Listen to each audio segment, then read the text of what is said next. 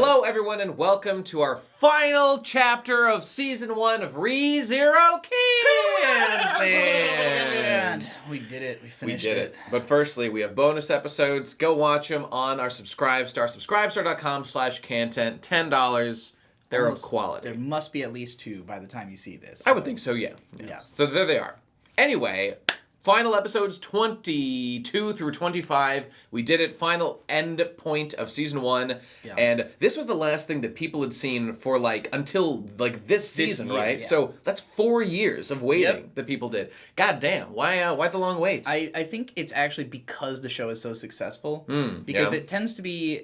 a lot of people don't understand this, but, anime has years of pre-production usually. Sure. Especially for a show that they're putting any effort into. So when they have a huge success... I think there's both not only an incentive to make sure that the future seasons are going to be good, that the production will not be troubled. This one's a split core for it's season 2, then 3 coming 1 season later, similar to My Hero Academia or something, how it tends to release. And so I think it's partly because they wanted to have a long pre-production, and also partly because, honestly, why put out more when it's so popular? You should milk your work instead of just hitting that rat race and working hard, not smart. You should work smart. Yeah. Makes sense. So, but we're here now, and indeed, let's talk about it. I first saw this 4 years ago, and I gotta say, I had not remembered almost any of this arc. Oh, good. Partly because it's not that memorable. I think no, it kind of blends together. I mean, okay, we're past all the whale stuff, and now it's, okay, we've cleared all obstacles, we've acquired men and resources, it's time for the raid on the mansion to fight the cult. And we've seen bits and pieces here and there, Beetlejuice is around, what's going to happen with that? Let's do the battle and see what happens. Yeah. And, I mean, reflecting on it now that it's done, that happens, things go well, and our heroes win pretty much exactly as you would expect. It was such an open and shut case, because it's you've got, there's 4 episodes here. The first 2 are, Subaru has his first plan. Yeah. He goes through with it. A bunch of shit goes wrong. Yes. He ends up getting killed. So he goes through a second time. And things go great. Everything's perfect that time. Yeah, so makes sense. I don't know why. Maybe I convinced myself this happened because I wanted it to. I had remembered that he had, had to do it more than once. That, maybe there were several.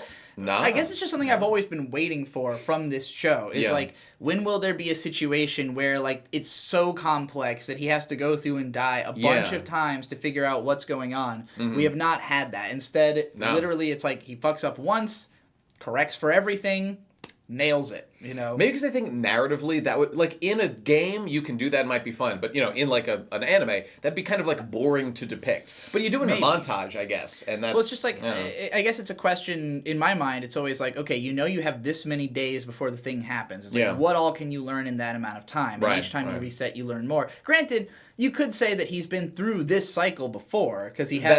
That's true. Even though his save point helpfully was updated to after the death of the whale. So this was funny. So he had gotten further than, the end of the whale, which is the end of, day 2 of 4 or something like that.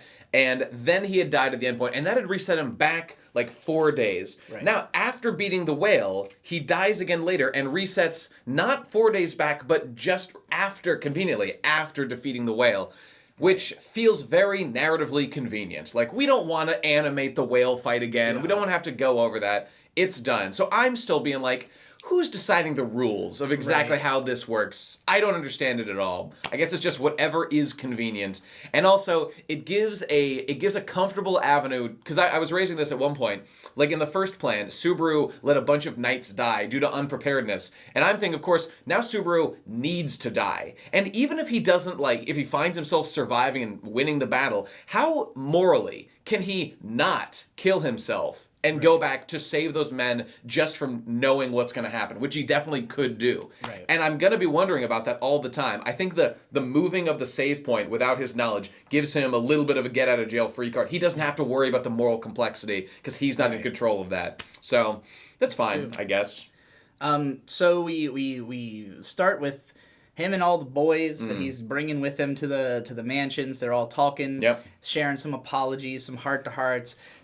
So it's funny, because each arc, of any light novel usually tends to have, one girl who's, the focus of this book. It's we got the Rem book, we got the We kind of had the Krush book, I guess, was the last one. Yeah. She would have been the girl in that. I mean, think it's more so. of Wilhelm's story. She would have been on the cover of that book, no doubt about it. And I think that our boy Julius would have been on the cover of this book. Yeah, I think you're right. He is kind of the girl of this arc, and there's a lot of like yaoi undercurrent, because I mean he's a pretty boy. Yeah. Him and Subaru have this like tsundere relationship with each other. Yes, yeah. There's a lot of. Have you ever heard the term ho-ye? I'm not sure. I don't know. It's a TV trope for basically like just this kind of yaoi, like oh, these guys are broing out. They have such a bromance. Yeah, you know? Like that. It's got that feel of like, hey girls, who wants to write a doujin about? You know, like we didn't forget about you. We got a guy there. Especially because at one point he says, because they call him Julius, but at one point he says, my name is actually Yuri. Yeah. And Subaru's like, that would be obnoxious in informal context. He makes like a joke about it's Yuri. Haha. So, I mean, gay. Is that intentional? I mean, the gayness is implied there, so makes sense to me. But I mean, the thing about him and Julius, whatever, because the fucking Neko calls him Julius, so. Yeah, I mean, I'm just gonna call him Julius. That's how it's written. Yeah. That's. I don't know. But like his relationship with Subaru is, I mean, it basically is just, I guess a lot of this arc is things just falling into place that we knew were going to happen. Yeah. It's like we knew this guy secretly liked Subaru or was trying to help him. Yeah. You know, they team up, they end up beating Betelgeuse together. Yep. Cool. It's kind of cool. There's just like, I mean, Julius is fine, I guess. He is the same character he was. I didn't feel like, ooh, I care about him now. He's so plain. All the knights are incredible. Like, tell me how this guy's different from the red-haired knight from like the first couple episodes. They're the same character, except one uses spirit magic, which is kind of plot relevant, not really. He also mentions that he has all the colors of the rainbow at his disposal. He literally, when he kills the bad guy, he literally says like, "Let the rainbow like defeat you" or whatever. Because he's got all six elementals. Be scattered across all 6 colors of the rainbow or some shit like that. Let the LGBTQ flow into you. Got him. There was a line.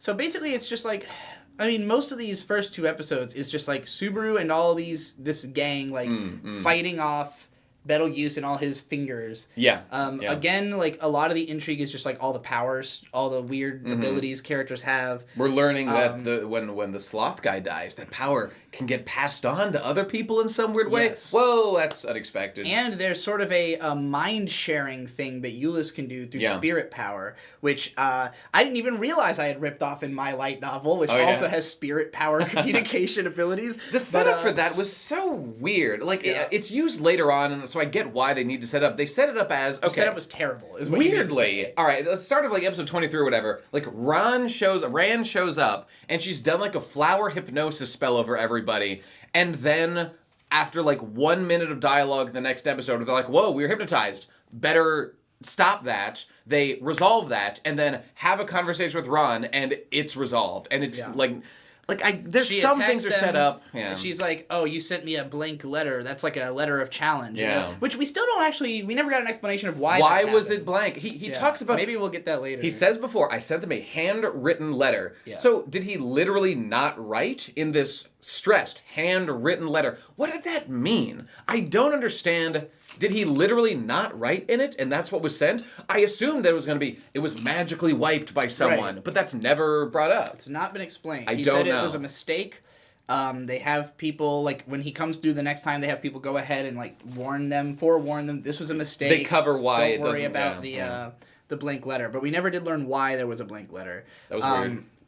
So yeah, that whole scene with Ram just showing up, like you said, it was just to establish that the mind share thing.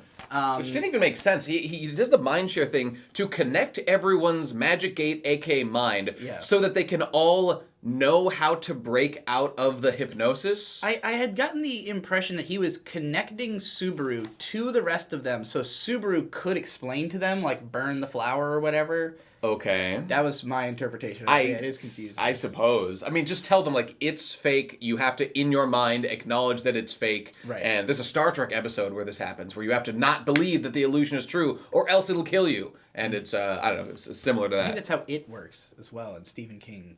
In It? Oh yeah, if you admit that you're scared of it, it can hurt you. If not, it loses power or something. Whatever. Okay, that was fine. But it was very cheap setup. Yeah. They just wanted to establish this magic power. It's just like there's all these characters around. They're all, they're down to help. Mm-hmm. But like you said, they all kind of have similar personalities because they're all fighters. They're all just warriors. They're all just here to do what has to be done. Mm-hmm. Sure, they have different ways of talking and personalities that might make them more or less fun to watch. But you don't get a ton of characterization. No. It's just they're around. There's one line that I thought was a good character moment, which is when they first kill Betelgeuse in front of the temple, and Wilhelm cuts him in half from behind. Yeah. And Subaru's like, isn't it kind of fucked up that I made you a knight do this unchivalrous act of cutting a guy in half? And he says, chivalry is long dead. Which is interesting, because chivalry is exactly what he had done to his wife that we were criticizing him for last time, right? That's true. His chivalrous need to tell, a woman, you shouldn't fight, let me fight for you. She eventually got killed, so maybe in his mind he's like, oh, I fucked up. Chivalry was a mistake, Yeah, maybe he's matured and said that, while in some instances it makes sense, to simply because my wife was a woman, assume that she couldn't be a swordswoman was just too much. And I've grown, since that. I don't know. But yeah, there's a line where Subaru, so all these guys get wiped out because turns out Betelgeuse can fucking put his mind into any of his fingers. Right. So a bunch of soldiers get killed, and Subaru's all fucked up about it. And then Wilhelm comes out and he's like, always fight. No matter what, just keep fighting. I don't care how much it hurts. I don't care how much shit happens. You just have to always fight, because otherwise there's no victory. I like the specific line that he says. Super says, so you're telling me to get stronger? He says, don't get stronger, be strong. It's not about taking 10 years to become strong. It's about right now, what can you do to overcome these? It's a good lesson. Yeah. I like that.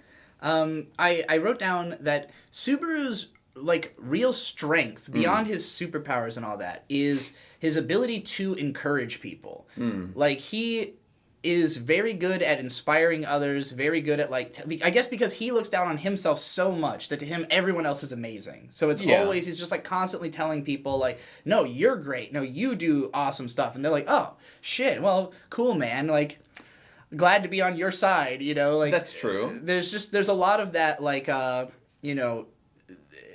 he is so down on himself, and so when he talks to other people, he always expects them to be able to do better than he can, That's kind of when it comes from someone like Subaru, who kind of at sometimes lacks self-respect, it comes across as what flattery actually is in undue praise. Oh, you're saying I'm so great. But luckily, everyone around him is legitimately amazing, so I guess it's received better from most people. I just think that he has a way of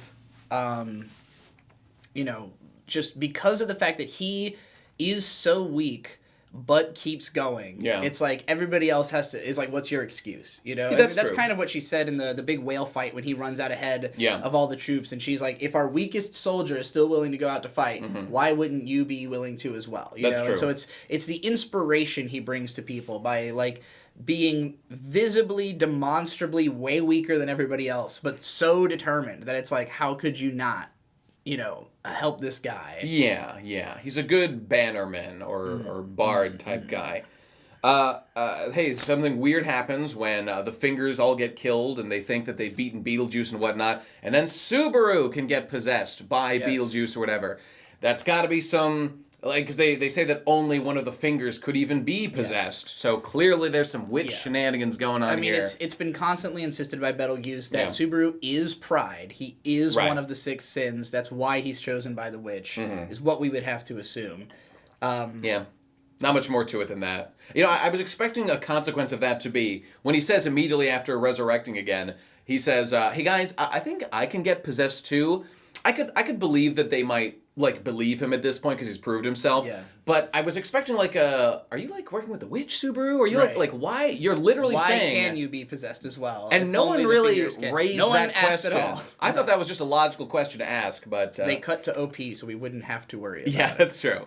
whatever, worry about that later. Yeah. So on that subject of him being inspiring to people as well. So the cart driver who in a previous episode had just kicked Subaru off the cart and said, "Fuck you, die so I can live." Turns out he had been captured by the enemy. Right. He was rescued by the soldier. Subaru has a good laugh at him because he was all tied up and shit. But then he tells Subaru, "I can catch up," because at the end of this arc, Emilia, everybody's been saved. They're all in carts leaving the village. Emilia's in a cart with all these kids, but it turns out that cart is full of fucking magic dynamite. Explosives. That could go off at any fucking time. Yep. So Subaru's got to catch up with them, and the cart driver's like, I have a power where I can communicate with, like, all the fucking trees and animals, and I can use this to find, like, a better path.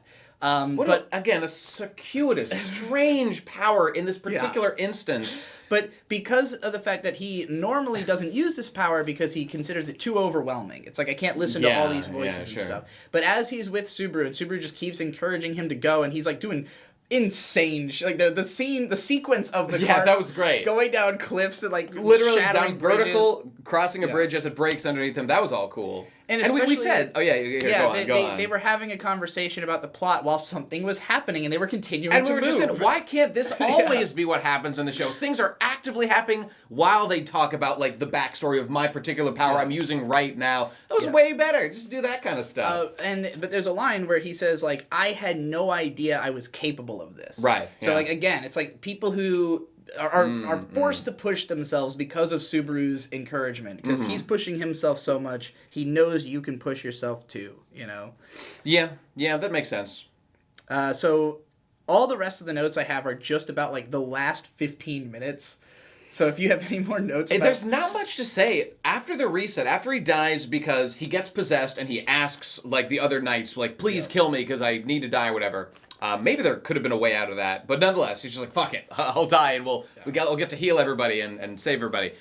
The next chapter is just him successfully executing the plan, and there's really not much to say about it. It was pretty cool. He gets his cool two-on-one, like, swordsman fight with Julius, where they use that same communication power as before to connect Subaru's eyes, who can see the unseen hand superpower, so that the knight that can fight.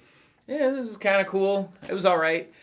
Setup, payoff, not the most elegant I've ever seen, but it was done. Yeah. And then I enjoyed the fact that you're like, oh, okay, Beetlejuice is finally dead, but then he comes back as a Ghibli monster. Oh, yes. That was kind of cool. Right out of Princess Mononoke. Yep. So yeah, God, yeah, like you said, it's really weird because, like, the 3 episodes before the last episode feel almost extraneous in that, like, I mean, yes, we got to see him do the hero shit. Cool, he saved the day. It just kind of felt like going through the motions of something that had to happen necessarily for this to end.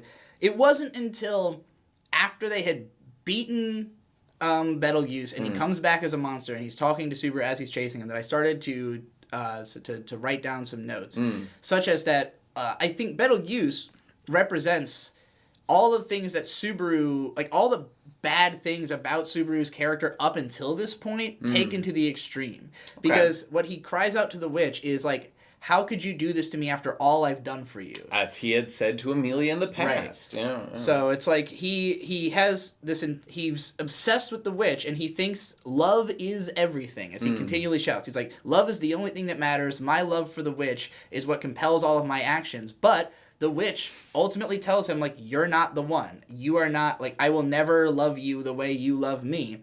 And in Subaru's mind, that is slothful. You were not willing to go all the way for the witch, even though she, like, just, you had a fucking mental breakdown because she didn't pick you. That makes you a beta bitch, unlike me, who will do all these things for Emilia. Even though I get rejected and cucked and she doesn't want me around, I'll keep doing it anyway. Exactly. Incidentally, the setup for that scene of, now that he made the connection, Subaru, like, I'll let him possess me, and then I'll do my witch hacks and summon the witch to me. Yes. And now we get to kind of see the witch as, like, a character. I mean, actually has a spoken line to Beetlejuice who's in his head, and, like, they interact and says, as you said, like, you're not the one, Beetlejuice, get out of this head. Yeah.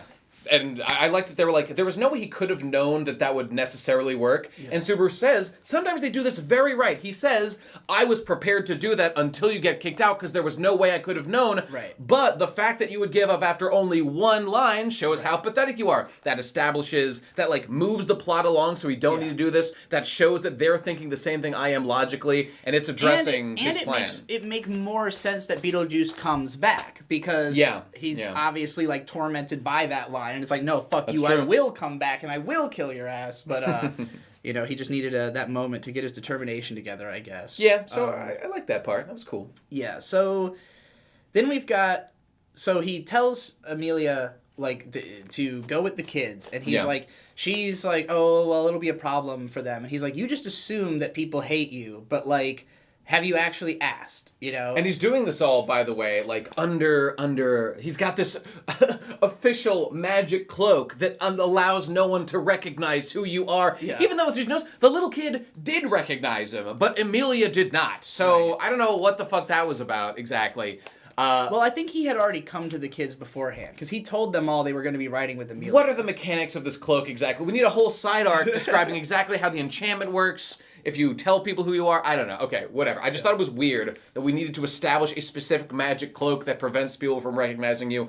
But I guess it was so that Subaru could, like, talk. When he walks into the room and he's clearly, like, when they first have a meeting and Subaru isn't there, like, Wilhelm is having the meeting with Emilia, I was like, why would Subaru even enter this room if he's trying to not interact with her? Just send someone else with the message. There's no need for him to actually be here. Yeah. But the cloak gives us as the audience and the writer the excuse to have them in the same room. Yeah. But they definitely, like, we don't have to be it was cheesy. I thought, like, oh, she's such a piece of shit. She doesn't even recognize Subaru, but there's a magic cloak that prevents it, so it's fine, I suppose. Oh, one more line that Beetlejuice says at the end that I forgot, I wrote down. He said, I haven't forgotten what you did for me. About the witch. To the witch, so, again, you know, just like how Subaru's like, I can't forget that Emilia saved me this time. That Emilia does not remember, because she did not save him in this timeline.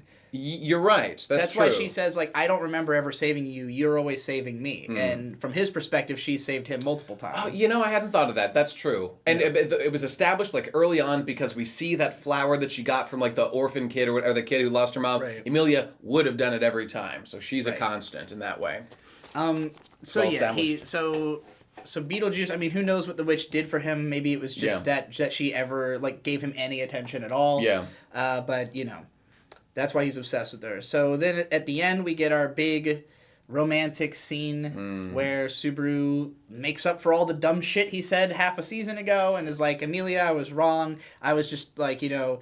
The truth is, it's not for you, it's for me. I want to take care of you because I love you. He becomes an objectivist god and realizes that greed is good and that personal, self-interest is a virtue. You just have to be honest with people, everybody, and then the world will be honest back with you. How did you feel about the fact that he just basically says all the things that Rem had said to him, to Emilia? Just redistributing her, because he says like, oh, if you list a bunch of reasons that you hate yourself, I'll list 200 reasons that I love you. That is true. It was basically the same tactic. I mean, exactly as I predicted. It was exactly right that Rem isn't here, because that would be way awkward if Rem was like looking on from the side at this romantic scene. Luckily, she's like miles away doing something else, still healing. I mean, it reinforces what I said before. Like, God, I feel bad for Rem. She doesn't deserve this. She taught this boy how to love better, and yet... And this other woman's enjoying the spoils. Yeah. It's not wrong to have a preference in which woman you love. Like, you can't legislate that shit or be like, this person mathematically deserves it more. But it's just the leading on of Rem and not being crystal clear Rem, because he encourages it. That's the sin, that he encourages her to stay clinging to him. If he just was like, listen, Rem, I can't tell you how to feel, but I'm telling you, I can't reciprocate your feelings, so please get over this for your own good, and his too. Because this is going to Maybe she's just fully willing to wait until Emilia dies, even if it takes 70 years to be his fucking number 2 in old age. Number 2. Hopefully she'll meet somebody else. Oh my God. And wait, what was that line that somebody said in here that he says to, he's mad at like, who is it? Mad at the cultists for considering Emilia to be their like number 2 or like their spare choice or whatever. Exactly. When I'm like, what about you and Rem, you piece of shit? That's literally what you said in the last block of episodes, that you have like a spare backup that's like your second love interest. God damn it! I hope this will all be addressed in season 2. Like, I hope so. The fact that line is in there makes me think that it might be intentionally building towards him finding some reckoning for this whole thing.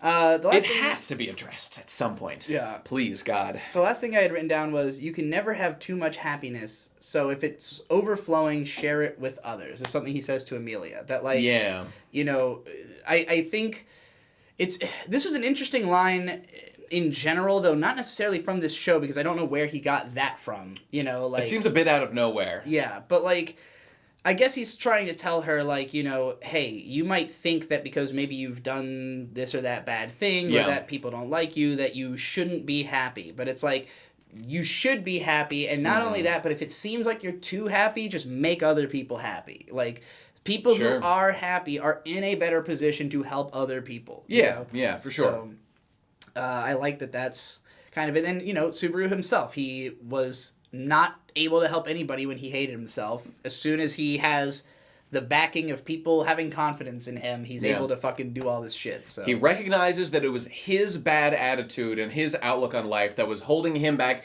and was one of the main obstacles preventing him from helping others. So, like, that little plot arc is resolved, and it feels nice. We're able to see all the good things he's able to do when he's thinking from other people's perspective, when he's not just focused on his own little world and his mind and his perspective of everything. And hopefully has learned to look on the bright side of things more often, because it is just a useful thing to do, whether or not it's, I don't know, like, more correct or not.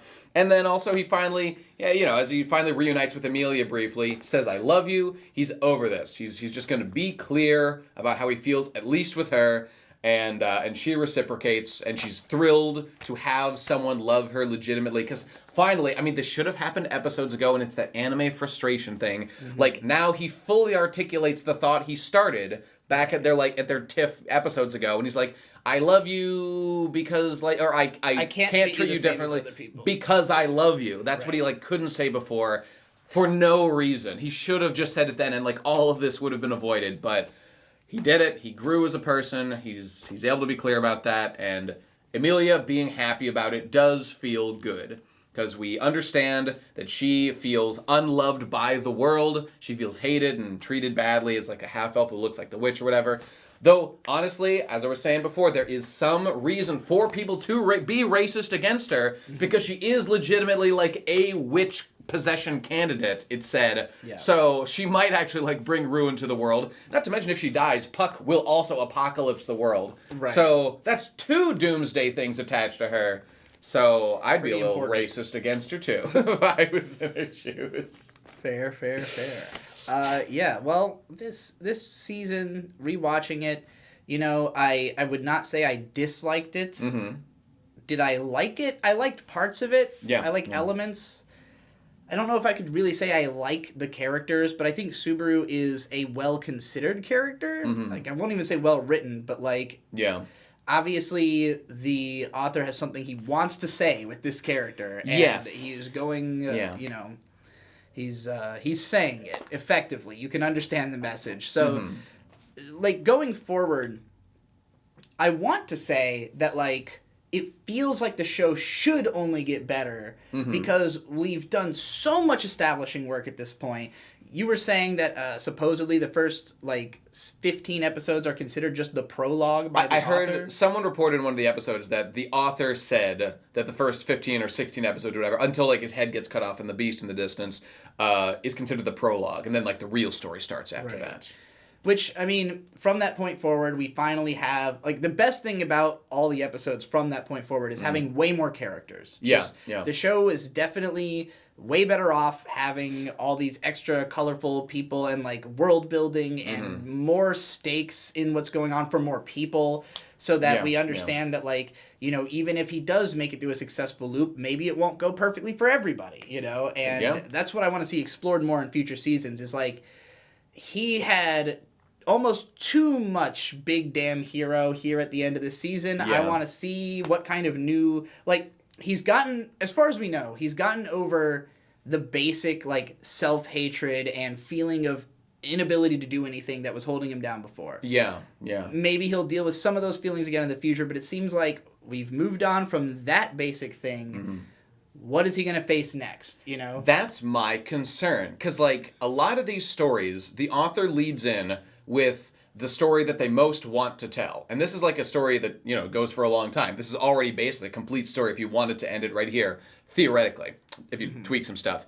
As with everything, when, like, an arc comes to a close, it's always a big question of, you know, have enough threads been laid to sustain things, and honestly, more importantly than just, like, the main driving story, like, will the author have interesting things to say as we continue? Mm-hmm. So, I mean, we're basically in new territory. All the old memes I've heard over the years about, like, how much Subaru suffers, like, I'm pretty much caught up with that. Yeah. And there's all the new stuff, and I don't think most people, I mean, people have watched it already, but, like, I have no idea if it improves, if the story innovates and does new things. And I think we've brought up a bunch of ideas. Like, will it ever be a thing in his mind that, like, oh, I need to kill myself to achieve, like, a perfect victory, and he gets, like, addicted to killing himself or something. That could be an addiction he gets into or something. Or like Inception, where you get addicted to the idea you have to kill yourself to wake up. And I just want to see, like, a way more difficult loop. Where it's like he has to do it a bunch of times because there's so much shit, you know? I want the mechanisms that have been put in place to now be increased in complexity and, like, stress, and see interesting writing involving those. Yeah.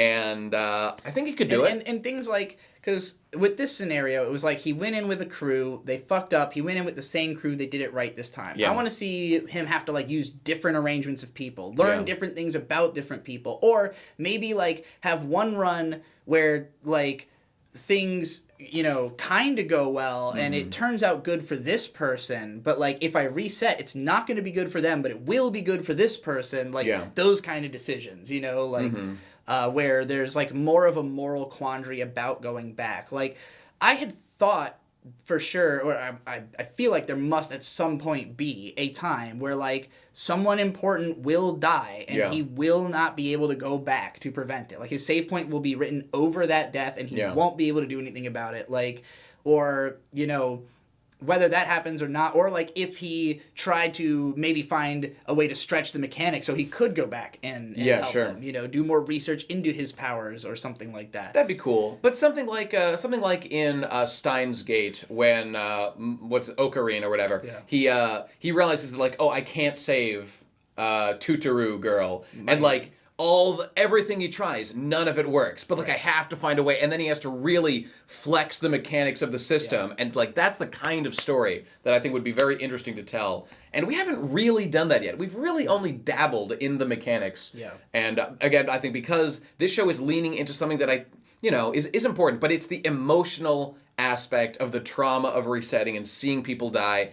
And from, like, a writing perspective, I find that stuff a little bit less interesting than the mechanics, like, specifically what the writing complexity is going to do. And even if he wanted to do that, I think we're kind of over the main issues that he would deal with that. And I think he's kind of getting used to it. So, I don't know. It all depends on how it's handled going from here. But we'll be watching, so I guess we'll find out. Find out. And then when we get to Season 3, we'll find out along with you. So, indeed, that'll definitely be interesting. But, yeah. So, what would you say are your overall thoughts on ReZero Season 1? Right. I guess I would say that, just like you, there were things I liked. This is my first time watching it, again, and except for Episode 1. There are elements here that are good. It leans into... There's a bunch of elements at play, like the emotional aspect, the actual mechanics of time travel, the sword fighting, the magic systems. It leans more on the emotional stuff that I'm inclined to love. And I think a lot of people really love that stuff as their main thing. So I think I get why people love it so much. And at times, it's used very well like in episode 18, even though that was a bit bloated, it was well executed there, and the emotional points did land successfully. And while most of the characters weren't that interesting or memorable or complex, characters like Rem are certainly, if nothing else, highly endearing in your just experience with them through the show, and like the way they support Subaru, and you just feel their good character bursting through, and it's just nice to be around those people in the story. So, all that being said, I mean, I'd like to see more of it. My expectations, frankly, are fairly middling on what's going to come from here, but in terms of season 1, I don't know, I'd probably give it like a light 6. Maybe people would be surprised to hear it's that low, but I don't know, like, there's so much, I cannot overstate how much fucking talking there was, especially early on, that just dragged. And, I feel pretty comfortable in a light to mid 6. I mean, like, and I enjoyed this more than the first time. Yeah. But in the first time, I did not enjoy it very much. It really is a matter of, like, it's like almost a rubber band, because you've got these parts where, like, the last recording we did, we were like, oh, this was the best set of episodes so far. Yeah. And a lot of that was because it, like, paid off things that had been built up, or established things and then paid them off. It had just, like, it felt more cohesive and like a closed circle, you know? And with this arc, it didn't feel like it did feel like it was, you know, sort of closing loose ends, but in a way that was more about, like, okay, we're killing the villain, but we're doing that while we establish all these other fighters, all this other shit, right. So that when we go forward, maybe these characters will be useful or something else. I have no idea where the story's going to go from here, because it's left us, we slayed finished the dragon. The mission we were on. Yeah, that's right. Yeah. So, eventually, I mean, we know there's all these different background elements. There's the witch, there's the dragon, there's the priestess candidacy, there's at least 4 more. We could get back to Felt and have a Felt arc. She's got something going on. I don't know. So it's a show that, like, it puts so many things in there that are so many leads, so that it can go on for a super long time. Yeah. And, you know, I tend to not be a huge fan of long-running shows. Yeah. This sets me apart, I think, from a lot of anime fans who tend to want things to be as long as possible. My favorite thing ever is One Piece, and I still am not a long-running fan guy at all when you can avoid it. It usually doesn't end well. There are just some rare exceptions. It's just, it's a matter, I mean, like, with One Piece, obviously, the moment-to-moment experience of it is exciting because the artwork is so good. Yeah, You know, Eiichiro Oda can make a panel exciting flawlessly. So with this show, and that is specifically designed about enjoying the ride. Like, that's stated many, many, many times through One Piece. Enjoy the experience of the adventure. Have a goal, but don't obsess about it. That's so. Well, and I mean, because there are some people who will probably like this show specifically because it actually has themes, it has characterization, and a lot of isekai don't. A lot of it is just, like, goofing around or fucking whatever, badly made shows. This show has heart put into it. It has effort. There are great scenes. But, like, ultimately, it is built on a foundation of something that is fine. You know, like... Yeah. I don't think... I wouldn't shit on this light novel for being, like, especially bad. It's fine. Like, the author was probably just writing whatever he could, you know, whatever ideas he had. And so for an anime studio to then adapt that, it's like they brought it... Like, I don't think they could have done better. You know, like, they did, like, as well as you probably could with this material without significantly changing it, you know. Like I said, editing down is always an option that I would have gone for a little bit. Yeah. But, like, again, that would be changing the material, you know, and so it's like, if you were going to have to adapt ReZero, this is about the best adaptation you could ask for. But is it worth watching for someone like me? I would not have finished this if we weren't doing it for the show. And the best stuff was towards the end, generally speaking. But I just know I would not have. It's threaded with things I care about. Like, obviously, the fact that my own light novel series has so many similarities to this, like, speaks to the fact there's tons of concepts in this I like, tons of themes I like, aesthetic characters who I think are really cool or good looking, you know, powers that are interesting. There's a lot of intrigue in there. It's just, like, the method of getting there is this incredibly drawn-out story full of these emotional dialogues between characters that are... It's not that they're bad or don't make sense. They are just not deep. They're not that deep. And bloated. And they're very bloated, and they're longer than the amount of content within them. You know? Yeah, and that's the issue. Everything in a director's discretion is about pacing out interesting ideas or narratives or even like animations or cool things happening at a comfortable pace. Yeah. And if you fuck up that pace, you're fucking up as a director. And I think they've done that a bit. I understand we are in fact right now reflecting why they did that with this video. We stretched this out as long as we fucking could. 6 whole videos about ReZero, each one about 45 minutes long. Yeah. This series is as long as a 12-episode show, probably. We don't force ourselves to stretch it out, though. It just naturally comes out that long. But it's just like this, and I don't know if he was deliberately stretching this out either, or if he just designed it in a way that it could be extremely long. But sure, like, yeah.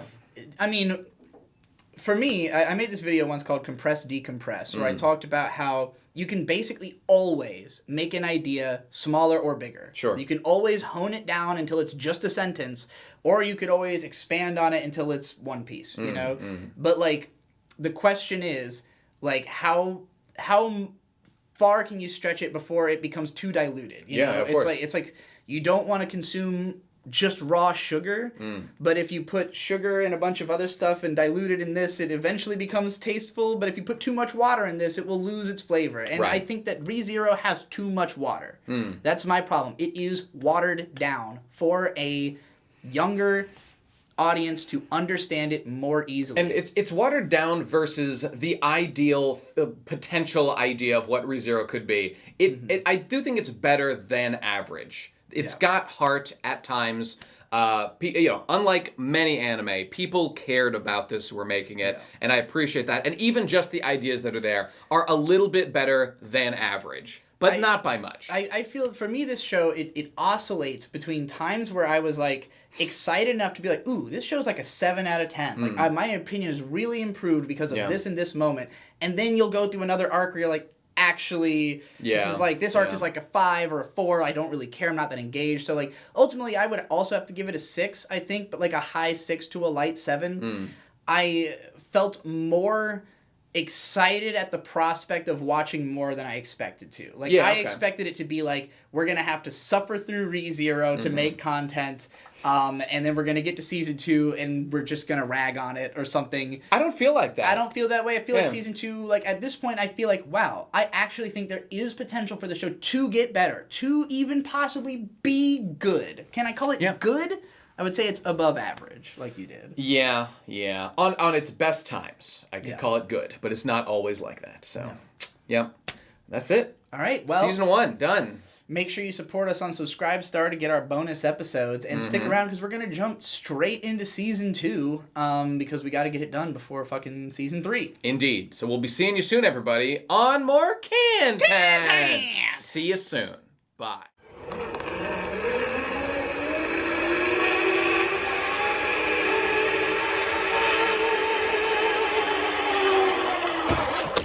Content.